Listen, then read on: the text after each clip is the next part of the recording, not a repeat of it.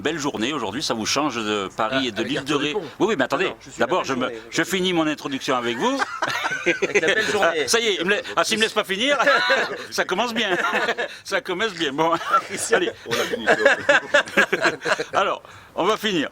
Alors, Jérôme Commandeur, donc vous êtes à Marseille pour votre film. Hein, donc, Ma famille t'adore déjà. Vous êtes à Marseille avec un beau temps. Hein, ça, on est dehors, c'est parfait. Et vous êtes accompagné de votre acteur principal, Arthur Dupont. Ah, non, malheureusement, ils n'ont pas pu venir. On est bon, tout est bon. Alors, moi, c'est vrai que vous avez une carrière sur scène, vous avez une carrière de comédien, vous avez déjà fait au moins 5 ou 6 films comme comédien, donc vous avez fait des apparitions, et vous êtes aussi animateur radio. Et donc là, chroniqueur, oui, oui, chroniqueur, oui, voilà. Mais en même temps, vous animez la radio, puisque si je suis dedans, j'anime. Voilà. Enfin, si vous voulez. Casse pas les couilles, Gérard. Ne casse pas les couilles, Gérard. Ah ouais, d'ailleurs, on parle comme ça dans le film. Donc, Ma famille t'adore déjà. Donc, mais vous êtes déjà, vous êtes le fils, donc voilà, parce que vous jouez aussi dans votre film. Et Arthur, et donc vous, Arthur, vous êtes le futur gendre. Et le parce héros. qu'on n'est pas encore, et le héros principal, oui, si on peut dire ça, parce qu'il faut vraiment supporter cette famille. Hein, vous allez nous l'expliquer. Alors, première question. Et puis il y aura quelqu'un qui interviendra aujourd'hui pour la première fois devant la caméra, c'est Julien, notre stagiaire, qui veut voir comment se passent les métiers du cinéma, comment ça se déroule et qui aimerait faire ses métiers. Donc on peut dire qu'il a 17 ans. Voilà. Là aussi. Bienvenue, Julien. Alors, pourquoi passer derrière la caméra? C'était une envie un peu, j'allais dire naturelle, encore faut-il voilà, que les autres puissent vous suivre parce que vous ne décidez pas de faire du cinéma tout seul. Mais comme effectivement j'avais joué dans quelques films, j'aimais beaucoup l'idée. En fait, je me suis rendu compte que j'étais entouré par des réalisateurs, mais ce sont des auteurs-réalisateurs. Ce sont d'abord des gens qui écrivent, je pense à Danny Boone, à Eric Lavenne, à Olivier Barou, d'abord des gens qui écrivent et ensuite qui réalisent. Et c'est vrai qu'aimant beaucoup écrire, j'avais, on va dire, ces aînés-là, ces grands frères-là, qui sont tous on va dire des champions de la comédie, chacun dans leur genre. Et de fil en aiguille, j'ai eu très envie. Donc en discutant avec eux, je me suis, voilà. Mais c'est difficile de dire, j'aimerais bien faire comme toi. C'est d'ailleurs un peu l'objet du film, quoi. En plus, vous avez démarré au cinéma avec Danny Boone, donc c'est lui qui produit le film. Donc c'est ça vous a incité justement à aller dans l'aventure? Ah bah évidemment, c'est une continuité. Ça fait 10 ans cette année qu'on bosse ensemble. 10 années merveilleuses. Il a produit et mis en scène mon one-man show. C'est comme ça qu'on s'est rencontrés. Il m'a fait jouer dans ses films. On a coproduit une petite série pour France 2. Il coproduit mon premier film. Enfin, pour moi, c'est le grand frère maintenant. Alors Arthur, donc on pourrait peut-être dire que vous êtes presque l'alter ego de Jérôme dans le film, par rapport à ce jeune homme qui va intégrer, qui va être présenté à la belle famille. Pourquoi? Parce que vous connaissez sa belle famille? Non, mais on parle de la famille, mais peut-être que dans un premier film, on met souvent des choses personnelles. Réponds pas. Mais ouais, alors ça peut-être qu'il faudrait. C'est-à-dire que moi je peux pas me prononcer pour Jérôme. Une autre. Oui, mais il va intervenir, Oui, mais le peut-être, c'est-dire que moi je suis pas, je sais pas. Mais vous avez retrouvé des similitudes avec avec mon histoire à moi. Oui. Un petit peu ou pas? Non, en revanche. Vous êtes trop jeune, c'est pour ça? Peut-être ça. Je plaisante. Mais non, mais c'est peut-être ça. J'espère ne jamais vivre ce que le personnage de Julien vit, en attendant. Mais ce que je peux voir comme similitude avec la famille en règle générale, la mienne ou d'autres, que j'ai pu regarder un petit peu, c'est qu'il y a toujours un peu des non-dits, il y a toujours des rapports qui se cristallisent, il y a toujours une place comme un rôle dans un film d'ailleurs, dans une famille. La petite sœur, elle a le rôle de la petite alors qu'elle a 42 ans, mais c'est toujours la petite. Il y a celui qui est toujours un petit peu dans la merde, qui demande un peu de l'argent à tout le monde, etc. Et puis qui a fait un enfant qu'il n'a pas voulu, etc., etc. Et puis en fait non, ces gens-là sont en constante évolution, mais le rôle qu'on leur a donné, lui, n'est pas censé bouger parce que ça fout la merde. Reste la petite fille, ça m'arrange parce que du coup je suis ton grand frère, etc. Et donc du coup, ça moi j'ai pu voir ça dans des familles où c'est pas aussi poussé que dans le film, et heureusement, encore une fois, mais il y a de ça. Il y a ce qu'on nous donne comme rôle presque à notre naissance, et dans nos Notre insu, ouais. voilà, et puis après reste dedans. Et en même temps, si tu veux t'en dégager, sortir, ouais. voilà, c'est du boulot. avant de donner la parole à un autre Julien, parce que le personnage s'appelle Julien dans le film, ce que vous êtes en train de dire, ça se voit même sur l'affiche. Parce qu'on a l'impression que vous êtes tous plus jeunes sur l'affiche. Vous n'avez pas remarqué? Ben voilà. Non, alors c'est parce que on dirait que c'était un enfant presque. Si on regarde bien. Qu'on a fait la photo. C'était l'année dernière. Parce qu'après, vous savez qu'on triche. Donc, non, mais voilà, il y a quelque chose par rapport à ça, mais c'est inconscient parfois quand on fait des films. Donc, vous nous direz peut-être s'il y a eu des choses inconscientes qui ont été faites. Non, l'inconscient sur les affiches, vous avez raison, ça arrive souvent. Là, non, c'était plus parce qu'on voulait, on a vraiment mis un tampon un peu pastel, un peu figé. Tout le monde. Voilà, sur l'affiche, ça c'était pour donner aussi un petit. Basiquement, il ne faut pas trouver du sens partout, mais pour donner un coup de soleil parce que ça va sortir en novembre. Quand je vous ai vu, je dis ils ont pris un coup de jeune. C'est-à-dire qu'Isabelle Huppert sur ses affiches, on dirait qu'elle a 25 ans. Oui. Mais ça, c'est pas inconscient. C'est clairement voulu. Mais là, pour le coup, sur le film, c'était pas. Elle t'embrasse d'ailleurs. Oui, je sais. Mais ce que je veux dire, c'est que voilà, sur l'affiche là, c'est pas voulu du tout de rajeunir. Non, mais voilà, mais on trouve, voilà, quand on a vu le film. Non, mais par contre, c'est vrai que oui, que l'affiche dégage un truc un peu frais, un peu estival, mi-novembre, oui, ça nous importait. Alors, Julien. Donc, qui va donc faire son entrée, on peut dire, dans le journalisme. Attention, alors Julien donc, va vouloir vous poser des questions. Alors, déjà j'en ai plusieurs. Tout d'abord, en écoutant la bande son, j'ai cherché aussi que vous avez fait une carrière musicale, un peu, légèrement. Et du coup, je voulais savoir si vous avez eu un impact sur ce que vous avez joué de certains instruments, vous avez fait un groupe, de ce que j'ai pu voir. Ouais. Alors, est-ce que vous avez eu un avis sur les musiques utilisées, ou est-ce que vous-même vous avez joué pas du tout. Moi, la musique, j'en fais. Là, t'as dit, vous avez dit, on va se tutoyer. Oui. Merci. Je te dis. Que j'ai fait une carrière musicale. En fait, pas à proprement parler. Je fais de la musique depuis mon plus jeune âge. Je continue à le faire. J'ai un projet musical qui est en cours, un album qui va là se terminer bientôt. Mais sur le film, non, pas du tout. Jérôme, il a travaillé avec il va t'en parler, mais des compositeurs, des gens dont c'est le métier, et qui font que ça. Et du coup, moi non, bien sûr que non, j'ai pas eu mon mot à dire ou quelque chose comme ça. D'ailleurs, le film qui a fait remarquer Arthur Dupont, c'est Bus Palladium, où il y avait justement un rôle de musicien. Ouais, de rocker, de jeune rocker. Oui. Où là, sur le film, en l'occurrence, moi j'ai coécrit les textes, mais pas les musiques. Parce que les musiques étaient déjà existantes, et c'était des morceaux que Yarol Poupeau, avec qui j'ai coécrit les textes d'ailleurs, avait déjà composé avant le film. Et puis voilà. Et c'est marrant parce qu'il y a des gens qui me disent alors ton album là qui va sortir, c'est quoi? C'est du rock alors? Et je dis mais pas du tout, parce que moi je fais pas du tout du rock en fait. C'était un personnage. Et le personnage était rocker. Il se trouve que le point commun que moi j'ai avec ce personnage, c'est juste que je fais de la musique. Mais je fais une autre musique et c'est d'autres textes et c'est une autre manière d'appréhender le groove et tout, quoi. Bon, bref, mais, alors en parlant de musique, justement, il y a différentes musiques, Jérôme, dans le film par rapport aux comédiens. Parce que en même temps, est-ce que vous avez été baigné par ça, par le Splendide? Parce qu'il y a quand même, on ne peut pas manquer... Thierry et Marianne. Thierry Lhermitte et Marianne Chazelle. Vous avez été baigné par ça? Bah oui, enfin c'est tellement banal de le dire. Aujourd'hui, c'est plus des films, c'est du patrimoine. C'est la France entière se retrouve dans Les Bronzés et le Père Noël et puis tellement d'autres. Papy fait de la résistance. Oui, on y a pensé quand on a eu leur aval. Et puis on leur a demandé si ça gênait pas, parce qu'on pressentait que les gens nous en parleraient beaucoup. Ils ont dit non, avec plaisir. Ils sont très à l'aise avec cette période-là finalement. On pourrait se dire ils en ont ras la casquette qu'on leur parle de ça, mais après pour en avoir parlé avec plein d'eux, que ce soit Clavier, Balasco, Thierry, Marianne, ils ont eu plusieurs plusieurs sentiments par rapport à tout ça. À un moment, ils en ont eu marre. Et aujourd'hui, ils reviennent à ça parce qu'ils se disent que c'est finalement une grande chance d'avoir à ce point marqué les Français presque 35 ans après. Alors, est-ce que vous avez eu conscience, en travaillant le dialogue avec eux, qu'il va y avoir des répliques qui vont rester cultes quand même avec votre film? Pour un premier film, c'est quand même pas mal. Non, ça, d'abord, merci beaucoup. Mais j'en sais rien, non, c'est le public qui décide ça. Oui, mais bon, c'est ce qu'on peut ressentir, parce que je pense qu'on va retenir certaines répliques. Tant mieux. Alors, Julien, si tu veux continuer.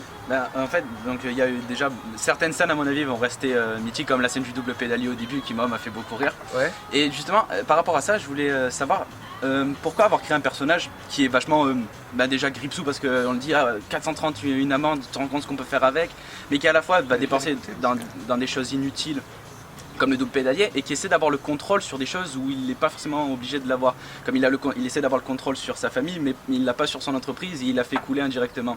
Pourquoi avoir créé un personnage comme ça?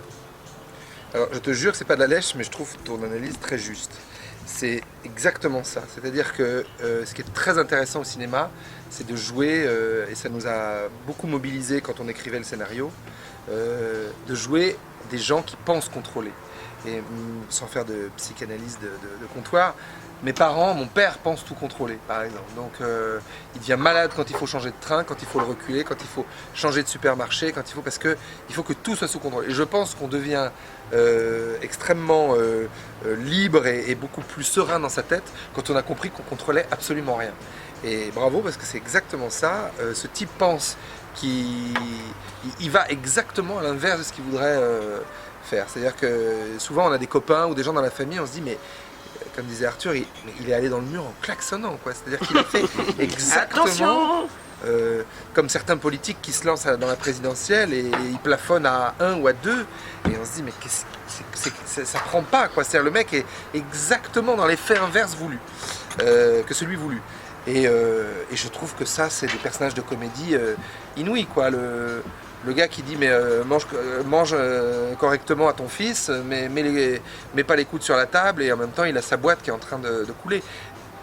Ce sont ces paradoxes-là qui moi me font beaucoup rire. Oui, puis en même temps, le fait d'avoir écrit le scénario, vous êtes beaucoup inspiré justement de ce que vous pouvez vivre ou ce que vous avez des amis ont pu vivre. Je n'ai pas fait couler de boîte. Voilà. Non, mais on va pas. Ça va peut-être venir, vous allez faire couler les pâtés. Non, je rigole. Oui, c'est ça. Oui. Il a fait couler des boîtes. On va croiser les doigts. Oui. Couler les pâtés, c'est mon objectif. Non.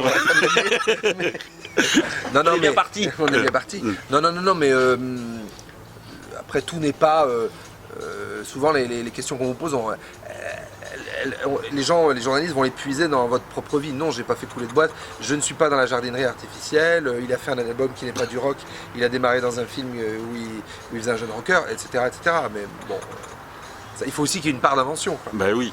Alors Arthur, vous, ce personnage et cette belle famille, comment vous la voyez, cette famille-là que Jérôme vous a présentée pour le cinéma? Comment je la vois? Oui. Ah bah je pense comme tous les spectateurs l'ont vu. Des fêlés? Ouais. En fait c'est des gens qui sont... c'est un film sur l'image beaucoup. C'est des gens qui veulent donner une image d'eux, qui veulent que cette image soit bien cadenassée, ça ne bouge pas, c'est comme ça. On est une famille bien sous tout rapport, pas de chichi, pas de... Voilà, tout est très sincère, alors que c'est tout l'inverse qu'il y a au fond, qu'il y a derrière cette image-là. Et donc, bien sûr, je la vois comme ça. Je la vois comme une famille qui fonctionne sur des faux semblants, sur des non-dits, et ça arrange tout le monde, jusqu'à ce qu'il y ait un élément extérieur qui arrive à l'intérieur de cette famille-là et qui révèle toutes ces absurdités, tous ces non-sens. Moi, je la vois comme ça. Par amour, vous pourriez vous intégrer dans une famille comme ça?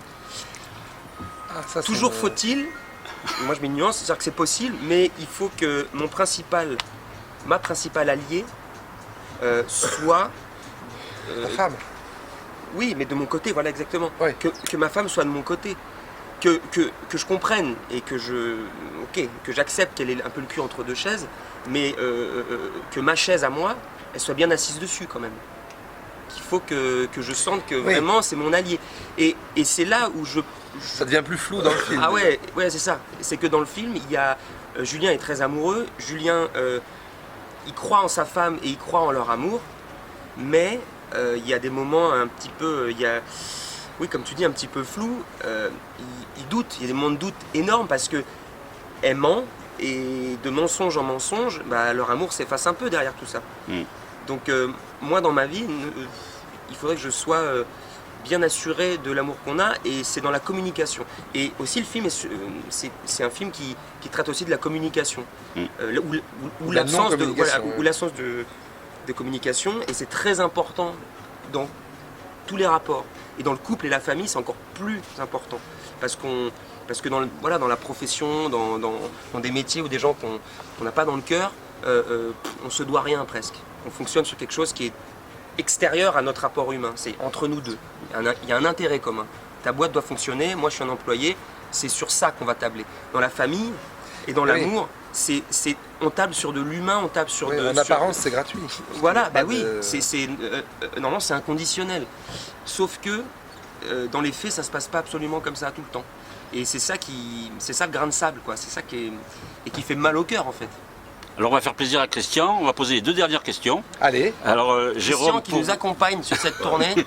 Et j'aimerais qu'on le filme quand même. Parce il aime pas ça, oh là là, il aime pas ça. C'est qu'un panneau. Non, mais il aime pas ça, oh là là, les films, les photos. Ils vont tous envoyer un mail, mais qui c'est ce mec? Alors, Jérôme, justement, c'est bel Hidalgo. C'est ça, la chemise grise. C'est ça, parce que les plus beaux de Marseille.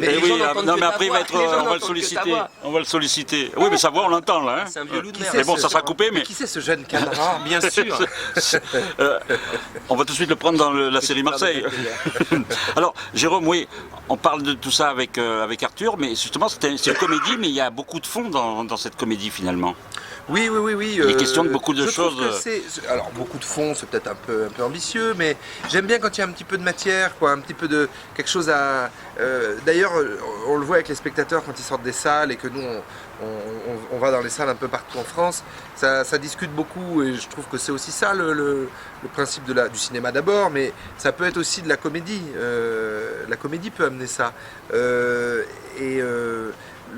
Moi, l'autre jour, j'ai un spectateur qui m'a dit à Valence, il avait les yeux un peu émus parce qu'il me dit moi j'étais fou amoureux de ma femme, ils sont encore ensemble, et puis j'étais d'un milieu modeste et je m'en suis pris plein la tronche quand je suis arrivé parce que j'étais pas assez bien, etc. Alors qu'ils se rendaient pas compte que je rendais heureuse leur fille déjà. Et moi ça me touche beaucoup quand les gens s'approprient le film et le mettent en parallèle comme ça avec leur propre expérience. Mais moi j'aime... Ça parle Arthur disait de l'image, mais l'autre jour j'ai eu un fou rire avec un copain parce qu'on parlait d'une copine qui n'était pas là, et il me dit mais bordel, mais elle vit dans un rêve cette meuf. Et j'ai trouvé que l'expression est tellement juste. Il y a des gens qui vivent dans un rêve, et donc des fois il faut percer ça et les ramener un peu à la réalité, quoi. Et là c'est ce que fait Arthur involontairement avec sa belle famille. On va laisser la dernière question à Julien. Alors moi, dans le film, j'ai noté qu'il y avait énormément de points positifs, et j'ai noté un seul point négatif, c'est la durée. Honnêtement, il y avait pour les points positifs, il y avait énormément de comiques de situation, comme lorsque la Corinne saute dans la piscine, ça m'a fait beaucoup rire. Faut pas tout dire, hein. Ah oui. Oh, c'est pas grave.